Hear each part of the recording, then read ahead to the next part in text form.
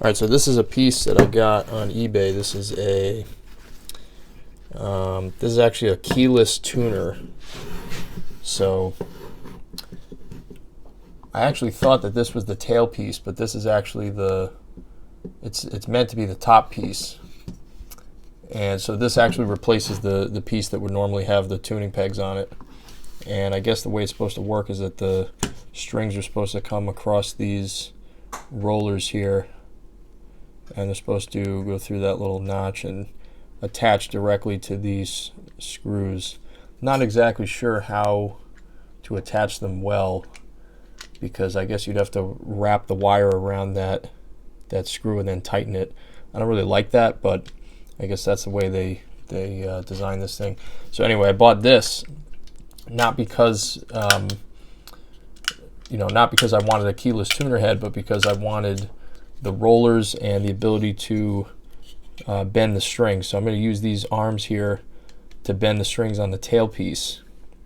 So I actually had thought that this was a tail piece, a bridge, at the time I bought it, but it actually isn't. But I'm going to use it for that purpose. So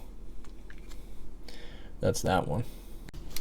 Now I need rollers for the nut as well. So instead of buying, to buy a piece like this one here for the head of the guitar with the key tuners on it, the tuning pegs on it, that would be like $255 on eBay from what I've seen. So I'm trying to avoid that. So I bought these. These are little replacement saddles for a normal electric guitar.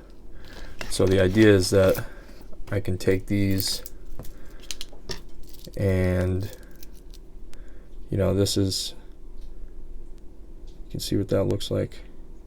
And so these are little rollers on here. So I'm going to use these as the rollers for the nut, and I'm basically going to put a bunch of these on a plate and just have them next to each other like this, vertically. I'm going to screw them into the plate using these set screws that come with it. And so I'll have 10 of these side by side, and that'll be my nut. Now the problem is the rollers might be too far apart from each other if I do it like that. So what I'm thinking about doing is, if I need to get them closer together, I can basically overlap them like this and get those rollers closer together. And so the way I would do that is, I don't know if this will work, but I would actually pop out the little shaft there in all of them. So I'd push those out and then I'd basically put another roller in between two of these, and then I would have one long shaft go through all of them. So if you can imagine this, these two pieces here would be separated maybe like that, and then I would take another roller and put them right in between the two. And so now I'd have basically, if you think, in this case I have two of these silver pieces of material here in between each roller. Now if I do it this way, I would only have one piece of that silver material in between each roller. So I've effectively cut the spacing in between the rollers by half.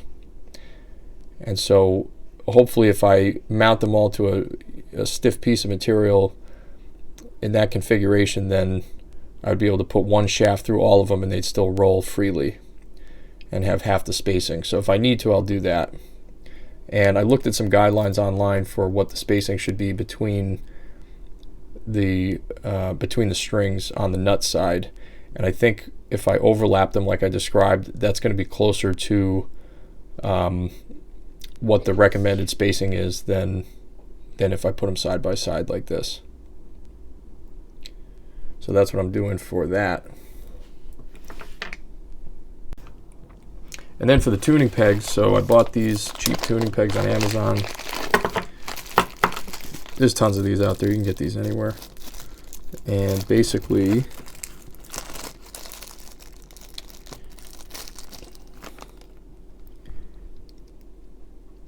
this is what they look like. And so I'm just going to line these up, and you know, I have, I think, how many did I order? So I got 6 here. You know, I'll get another 4 for the 10 strings when I'm ready to do all of them, but I figured I'd just buy these just to check them out first. And so yeah, I'll use these on the nut side. And I was also considering using these as a gear reduction for the servos. So I'll get to the servos later, but I was thinking about using these as a gear reduction because there's a gearing system in here to make turning these easier when you're tensioning the strings. So I was thinking about putting a shaft coupler between the servo shaft and this here, and then no, sorry, I was going to take this head off using this screw. So I was going to take that screw out, and then when I take this off, there's a little shaft in there that I can connect to the servo shaft using a coupler, and then I would basically, the servo would now be your hand, and so there would be a significant amount of gear reduction there, and you'd get it would be much easier for the servo to tension those strings, and then wrap the string around here, and this is already designed to hold a string. So that would be a nice way to do that if I can't figure out how to get the tailpiece here to work well. The nice thing about this tailpiece here is that these, if you can really see in the picture here, but this these fingers that would bend the strings are very long, so I get a pretty good moment arm if I attach the string to the end of this. I can get a pretty good moment arm when I go to bend the string between the servo and the string itself, which would be sitting right here.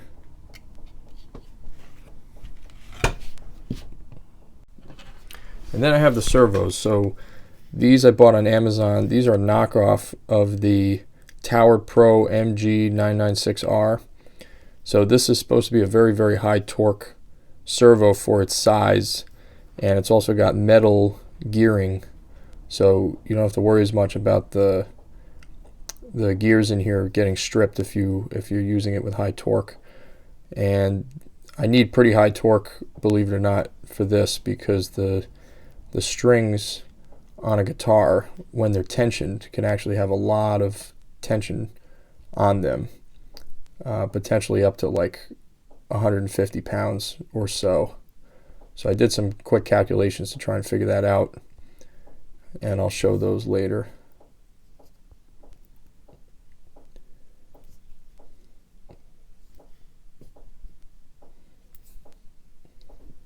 So the thing about these servos is I'm trying to figure out how to best join them to the string. So these have a 25-point star pattern spline on the outside, and they also have a threaded hole on the inside. I'm not sure what the thread is, but I can buy little horns for these. They actually come with a couple of plastic ones, you know, like little plastic pieces that would slip right onto that spline, except I don't want the plastic. I need something very stiff so that I don't lose pitch in the string as I tension it. You know, the servo, basically when I program this thing, the servo is going to go to specific positions, and if I'm using compliant materials in between the servo and the string, then I'm going to have some stretching going on. I'm going to lose tension, and it might not be consistent. Plastic also creeps, so it might not be a consistent amount of compliance, you know, over the life of using this guitar. So I would have to constantly be readjusting it. So I want a very stiff mechanism going all the way from the servo shaft to where I'm pulling on the string.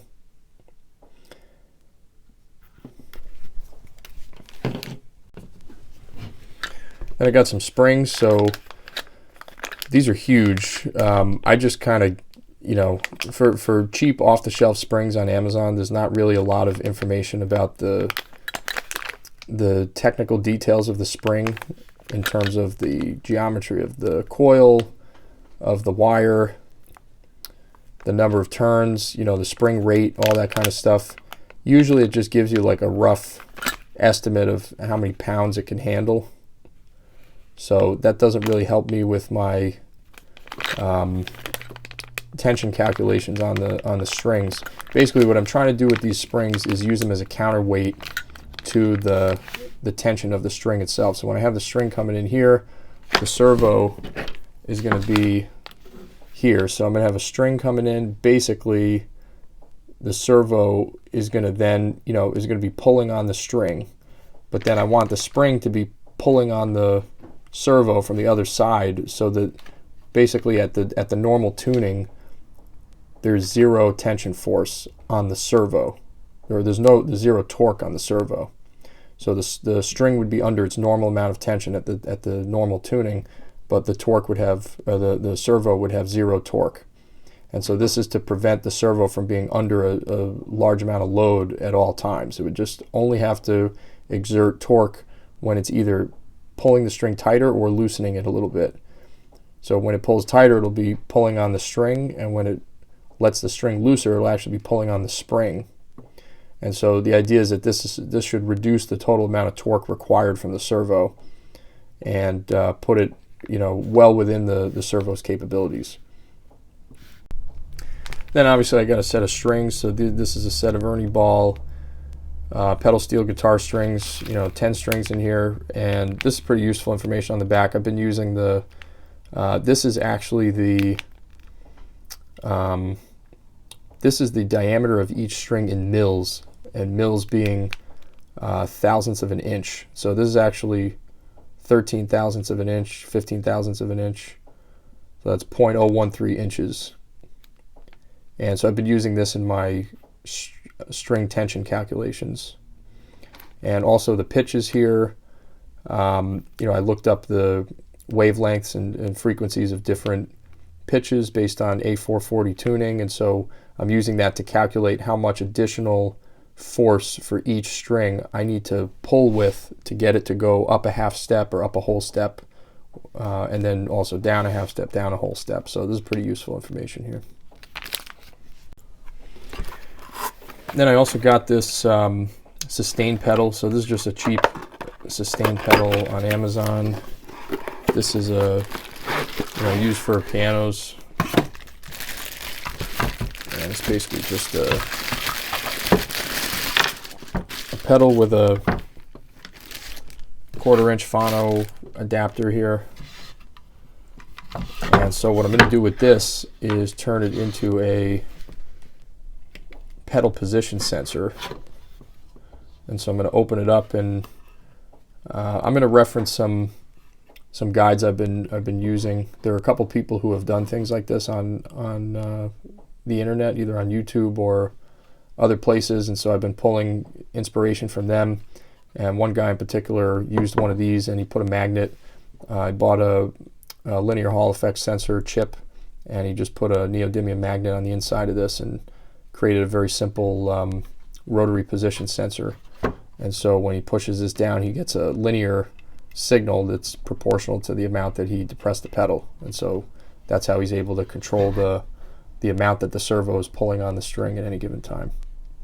So this is a cheap way to get rotational position sensors to be able to use as a pedal like that. Yeah, so I'm going to open this up and see how that goes. Then I got my trusty Arduino here. So this is just a Arduino Uno. This is actually a servo driver board that I bought on Amazon. So this is a board that would allow me to plug in all my servos to these pins here, and it's just an interface to be able to easily control those servos from the Arduino. So that'll come in handy. I'm going to start with 3 pedals on this guitar, and that's it. No knee levers. And after I get that to work, then I'll look at putting some knee levers on there. So 3 servos, I'll control them through this board.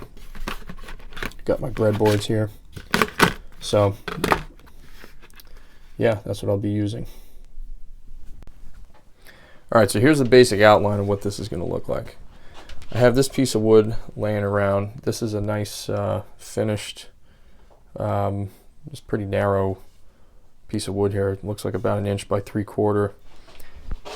And so I'm going to cut 2 of these about that long and put them next to each other like that. And then I'm going to put 5 tuning pegs on each one like this, and so that'll be my key head. And then I'm going to use these little saddles here, the roller saddles, as the nut. So I'm going to have 10 of those in a row mounted to a plate. And then my strings are going to come across there, go down here, and then they're going to attach to this piece here, which I'm going to use as the bridge with the 10 rollers already on it. They're going to attach to these fingers that are going to bend them, and they're going to be mounted into those little screws. And then on the other side of that, those benders there, those fingers, are going to be attached somehow to the servo. And so what I think I'm going to do is probably drill a hole in those fingers on the end and have a little wire or some kind of linkage that would provide tension between the servo and that. And then I'm going to buy a little horn for the servo that'll pull on that wire. And then on the other side of the servo, I have these springs, which are going to be the counterbalance, and those are going to be pulling on the servo from the other side. And so those springs will be pinned to the board here, and so the whole thing will mount to a big project board that I bought. This is actually a stair step from Home Depot. I just bought it because it was a cheap flat piece of wood, nice and thick. I think it's 3/4 thick, and I wanted a very flat piece of wood that wasn't warped, so this is what I found.